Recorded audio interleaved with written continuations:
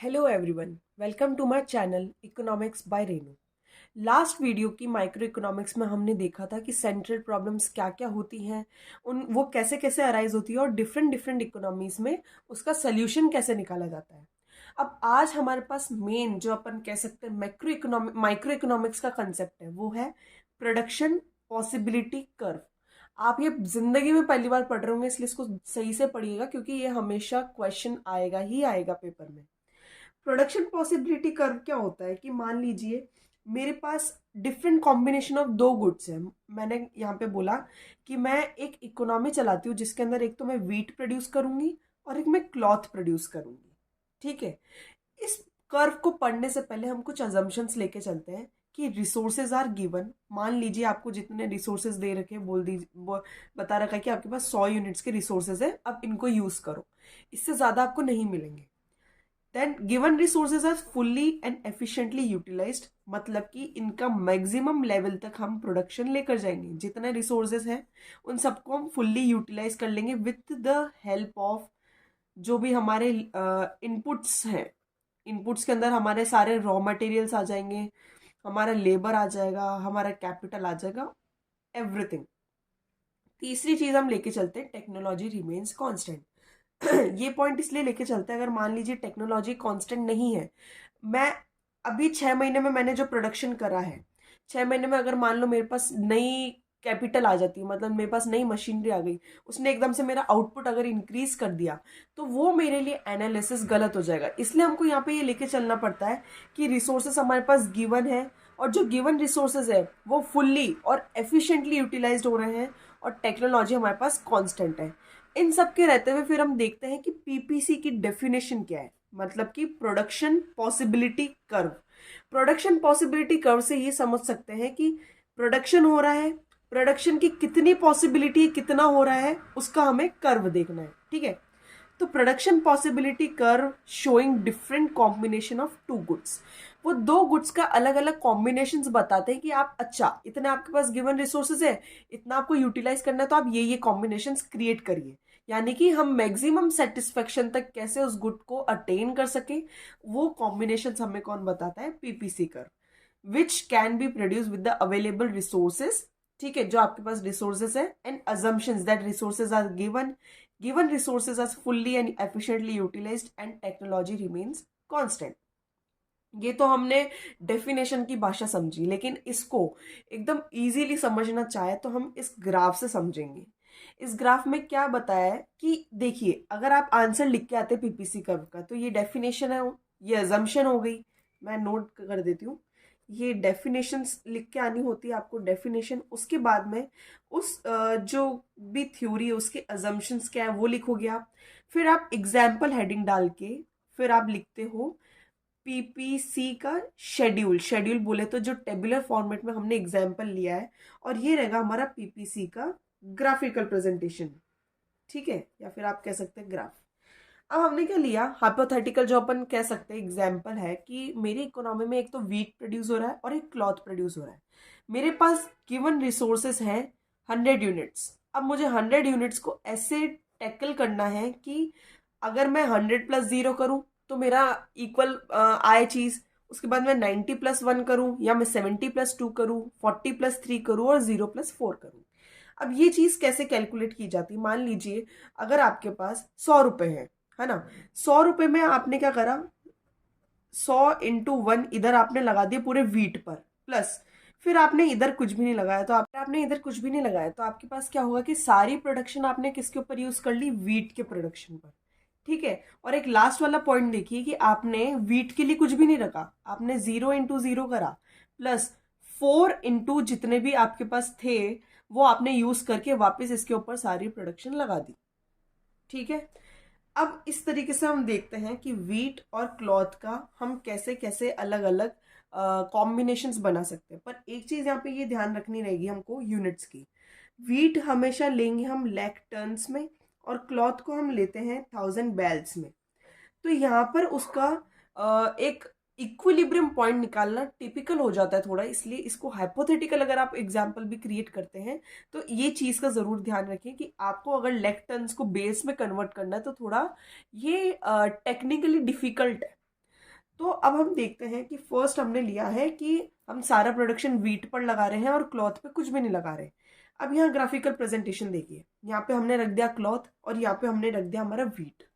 अगर हमने सारा प्रोडक्शन वीट पे लगाया, यानी कि मैक्सिमम हमारे पास कितने थे रिसोर्सेज 100, हमने 100 वीट पे लगा दिए, तो हमारे पास क्लॉथ कितना बचेगा 0। इसलिए जब हमारे पास ए वाला ग्राफिकल प्रेजेंटेशन रहेगा उसके अंदर क्या रहेगा, सारी प्रोडक्शन वीट पे गई है और क्लॉथ पे 0 प्रोडक्शन गई है। उसके बाद में सेकेंड एग्जाम्पल आता है 90:1 का। 90% मैंने अपने वीट को दिया है और फिर 1% मैंने किसको दिया है, क्लॉथ को दिया है। ठीक है। थर्ड एग्जाम्पल हमारे पास क्या है, 70 वीट पे और उसके बाद 2 यूनिट्स क्लॉथ पे, फिर 40 यूनिट्स वीट पे, फिर 3 यूनिट्स क्लॉथ पे, और फिर उसके बाद 0 यूनिट वीट पे और 4 यूनिट्स क्लॉथ पे। यानी कि ये वीट का मैक्सिमम लेवल ऑफ प्रोडक्शन है और ये क्लॉथ का मैक्सिमम लेवल ऑफ प्रोडक्शन है। अब जब हमारे पास ये सारे पॉइंट्स आ गए हैं जहाँ पे ये इंटरसेक्ट कर रहे हैं एक दूसरे को, उस पॉइंट को अगर हम मिलाते हैं ABCDE, तो ये कहा जाता है कि AE ग्राफ जो हमारे पास ऑब्टेन हुआ है वो हमारा PPC ग्राफ है। यानी कि ये हमें सारे प्रोडक्शन पॉसिबिलिटी बता रहा है एट द डिफरेंट सेट्स। हमारे पास कितने सेट लिए, हमने 5 सेट लिए और हमारे पास 100 यूनिट्स थे। हमने उसको इस तरीके से एलोकेट करा है कि अगर आप भले यहाँ पे चेक करें तो इक्वल सेटिस्फेक्शन होगा, यहाँ चेक करें इक्वल सेटिस्फेक्शन होगा। यानी कि ABCDE इन सारे पॉइंट्स पे अगर आप अपना सेटिस्फेक्शन लेवल चेक करते हैं तो वो इक्वल ही माना जाएगा। उसके बाद में कुछ आते हैं, एक कंसेप्ट आता है कि आपके कुछ जो पॉइंट्स होंगे या फिर रिसोर्सेज होंगे, या हम कह सकते हैं combination of output. Combination of output ये था ए और बी का, हमने कितना वीट लिया है और कितना क्लॉथ लिया है। कॉम्बिनेशन ऑफ आउटपुट या तो अटेनेबल होते हैं या फिर अनअटेनेबल होते हैं। अटेनेबल का मतलब कि आप उस प्रोडक्शन पॉसिबिलिटी के अंदर अंदर उसके काम कर रहे हैं। अब आप खुद ही सोचिए ना, अगर ये ग्राफ है, इस ग्राफ के बाहर मैं ये यहाँ पे पॉइंट लगाऊं F, मैं बोलूँ क्या ये अटेनेबल है? नहीं है, क्योंकि ये किसी भी पॉसिबिलिटी के अंदर नहीं आ रहा है। यहाँ पे हमारे पास रिसोर्सेज फुल्ली यूटिलाइज इसी पॉइंट पे हो गए, इसके बाहर हमारे पास रिसोर्सेज नहीं है। अगर मैं बोलूँ कि C वाला पॉइंट अटेनेबल है तो हाँ है, B भी है, A भी है, D भी है, E भी है, और इनफैक्ट यहाँ अगर मैं अंदर पॉइंट G भी लगाती हूँ तो भी ये अटेनेबल पॉइंट माना जाएगा, क्योंकि ये मेरा अंडर PPC कर्व आ रहा है। तो ये हुआ कि PPC कर्व क्या होता है, फिर इसका शेड्यूल कैसे बनाना है, इसका ग्राफ कैसे बनाना है और इसका डिपिक्शंस कैसे लिख के आना है। उसके बाद जितने भी पॉइंट्स ऑन PPC ग्राफ या फिर inside the PPC graph attainable कहलाएंगे, और उस चीज के बाहर या फिर उस बाउंड्री लाइन के बाहर जितने भी पॉइंट्स आप लगा दीजिए वो अनअटेनेबल कहलाएंगे। एक चीज और, PPC कर्व को हम ट्रांसफॉर्मेशन कर्व भी बोलते हैं। ठीक है। अब इसके आगे हम देखेंगे कि PPC कर्व कैसे शिफ्ट होता है और कैसे वो रोटेट होता है। अब हमें देखना है कि PPC कर्व की शिफ्टिंग और रोटेशन कैसे होती है। यानी कि हमने जो PPC देखा वो तो एक स्टेबल PPC था, लेकिन डिफरेंट डिफरेंट कंडीशंस में PPC ग्राफ अपने शेप्स बदलते रहते हैं। तो फर्स्ट वन हम लेते हैं चेंज इन रिसोर्सेज। मान लीजिए हमने तो वहां पर एक हाइपोथेटिकल कंडीशन के अंदर एजम्पशंस ली थी कि आपके रिसोर्सेज जो है वो गिवन है और वो फुल्ली यूटिलाइज्ड है, पर मान लीजिए उन्हीं रिसोर्सेज में कुछ चेंज आ जाता है। तो अब अगर आपका ये PPC इस लेवल पे था A और B, यहाँ पे हमने इन्हें ले लिया गुड X और यहाँ हमने ले लिया गुड Y। ये आपका PPC कर्व है यूजुअल जो आप बनाते हैं, डाउनवर्ड स्लोपिंग PPC कर्व। अब अगर मेरा चेंज इन रिसोर्सेज हो जाता है, तो अगर रिसोर्स अगर इंक्रीज हो रही है, इंक्रीज्ड रिसोर्स, तो इंक्रीज रिसोर्स होगी तो ऑब्वियसली बात है आपका प्रोडक्शन इंक्रीज होएगा, भले आप गुड X का लें भले आप गुड Y का लें, आपका रिसोर्सेज इंक्रीज होंगे, प्रोडक्शन इंक्रीज होगा।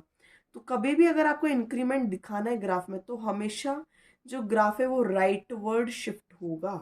तो ये A पॉइंट से लेके A1 पे आ गया, ये B पॉइंट से लेके B1 पे आ गया। मान लीजिए यहाँ पे गुड X पे पहले हम 10 यूनिट्स कर रहे थे, अब रिसोर्स हमारे पास इंक्रीज हो गए तो हमने क्या कर दिया 20। गुड Y पे हमारे पास 5 रिसोर्स यूज हो रहे थे, अब हमारे रिसोर्स इंक्रीज हो गए तो हमने क्या कर दिया उसको 10। इस तरीके से ग्राफ ग्राफ राइटवर्ड शिफ्ट होगा।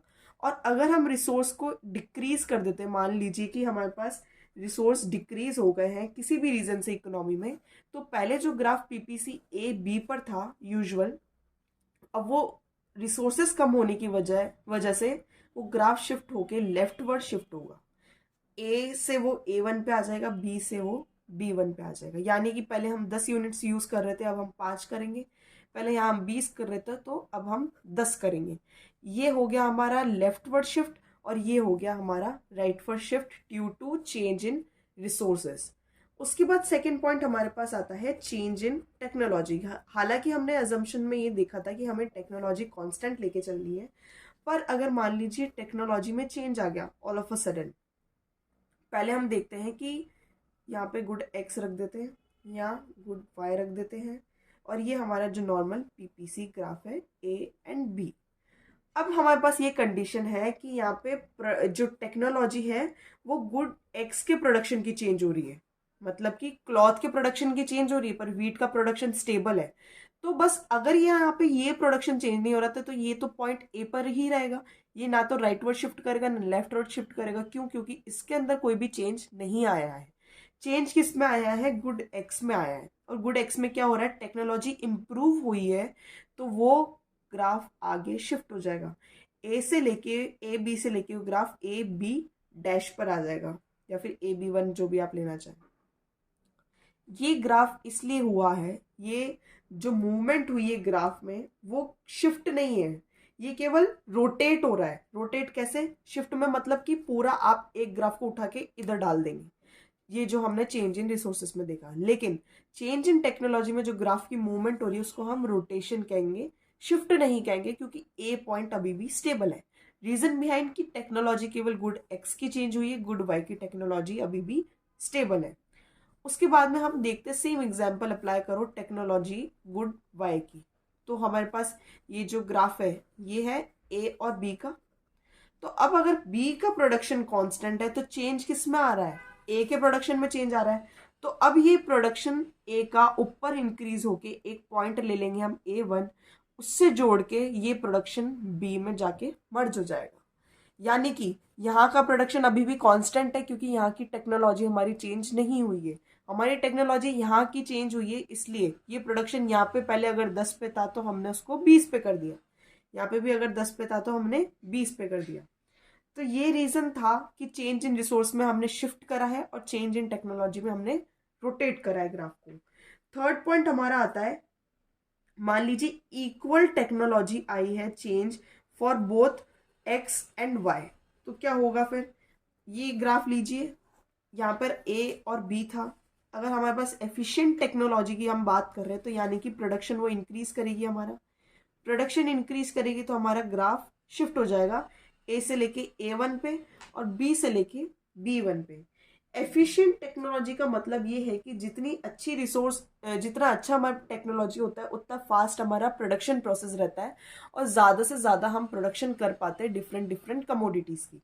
तो यहाँ पर ए और बी दोनों का प्रोडक्शन इंक्रीज करा जाएगा। क्यों? क्योंकि दोनों की इक्वल टेक्नोलॉजी हमारे पास आई है। तो ये ग्राफ पहले जब ए बी पे था वो शिफ्ट होके A1 B1 पर चला जाएगा। ये वाला ग्राफ हमें क्या बताता है? गिवन टेक्नोलॉजी का ग्राफ है, और ये वाला ग्राफ हमें बताता है एफिशिएंट टेक्नोलॉजी का ग्राफ। बात पीपीसी के अंदर जो कंडीशंस आती है वो है कि डिफाइंड टू कैरेक्टरिस्टिक्स, या फिर हम कह सकते हैं कि प्रॉपर्टीज, जो मेन प्रॉपर्टी हेल्ड करती है पीपीसी, उसकी प्रॉपर्टीज बताइए। तो पीपीसी ग्राफ कैसा रहता है? डाउनवर्ड स्लोपिंग, जो हमने देखा था, एक जगह गुड वाई रहेगा, एक जगह गुड एक्स रहेगा। यही हमारा पीपीसी ग्राफ था। अब इस बेसिस पे हमने कुछ कैरेक्टरिस्टिक्स डेवलप किए। फर्स्ट कैरेक्टरिस्टिक्स क्या है? PPC slopes downward. यहाँ पर इसने स्लोप्स डाउनवर्ड क्यों बोला है? क्योंकि हम यहाँ से स्टार्ट करते हैं और इस पॉइंट पे आके एंड करते हैं, तो आपका हाथ नीचे ही मूव हो रहा है। ऊपर मूव हो कोई ग्राफ, यानी कि मान लीजिए ऐसा कोई ग्राफ है, तो उसको हम बोलते हैं अपवर्ड शिफ्टिंग ग्राफ। पर यहाँ पे ये क्या आ रहा है? स्लोपिंग डाउनवर्ड्स, क्योंकि इसका स्लोप नीचे की तरफ मूव हो रहा है, from good y to good x. अब इसका रीजन क्या हो सकता है? ये बिकॉज एक सिचुएशन है जहाँ पे फुलर यूटिलाइजेशन कर रहे हैं हम रिसोर्सेस का। तो हम एक साथ दोनों रिसोर्सेज का फुल यूटिलाइजेशन नहीं कर सकते। जैसे कि हमने देखा था जब हम 100 यूनिट्स वाई की ले रहे थे तो हम 0 यूनिट्स एक्स की ले रहे थे, क्योंकि हमारे पास रिसोर्सेज गिवन है कि हमें उतने ही कंडीशन में काम करना है। तो जब अगर हम एक का प्रोडक्शन इंक्रीज करेंगे तो हमें दूसरे का प्रोडक्शन डिक्रीज करना पड़ेगा, तब जाके हमारा कोई कॉम्बिनेशन बैठ पाता है। यानी कि जैसे अगर गुड एक्स मैंने इतनी ली तो मेरा गुड वाई इतना आएगा, गुड वाई मैंने इतनी ली तो गुड एक्स मेरा इंक्रीज हो गया, फिर मैंने गुड वाई डिक्रीज करी तो मेरा गुड एक्स और भी ज्यादा इंक्रीज हो गया। यानी कि एक का प्रोडक्शन इंक्रीज करने के लिए हमें दूसरे प्रोडक्शन को कम करना पड़ता है, इसलिए ये स्लोपिंग डाउनवर्ड होता है। अगर मान लीजिए दोनों एक साथ इंक्रीज हो रहे होते तो वो स्लोपिंग अपवर्ड्स होता। सेकेंड प्रॉपर्टी हमारे पास आती है PPC is concave to the point of origin. Concave to the point of origin का मतलब ये होता है कि ये ग्राफ है, ये हमारा ओरिजिन कहलाता है। इसके पर्सपेक्टिव से ये जो शेप आई है ग्राफ की, ये वाली शेप, ये कहलाएगी कॉनकेव। और अगर मान लीजिए ऐसी कोई शेप होती है तो ये कहलाती है कॉन्वेक्स। तो हमारी ये वाली ग्राफ क्या है, to the point of origin अगर देखा जाए तो ये हमारे पास कॉनकेव ग्राफ निकल के आता है। ऐसा क्यों है? क्योंकि इसलिए बोला जाता है कि जैसे हमारे पास ज़्यादा से ज़्यादा रिसोर्सेस हैं, अगर हम उस रिसोर्सेस को एक कमोडिटी पे लगा रहे हैं और दूसरी पे कम कर रहे हैं तो इसको क्या कहा जाता है कि जो मार्जिनल अपॉर्चुनिटी कॉस्ट है वो हम इंक्रीज करते जाते हैं और उसकी वजह से ये ग्राफ कॉनकेव शेप में आता है। मार्जिनल अपॉर्चुनिटी कॉस्ट क्या होता है कि एक प्रोडक्शन को इंक्रीज करने के लिए हम दूसरे प्रोडक्शन को डिक्रीज करते हैं ताकि हमारे पास एक सूटेबल कॉम्बिनेशन आ सके।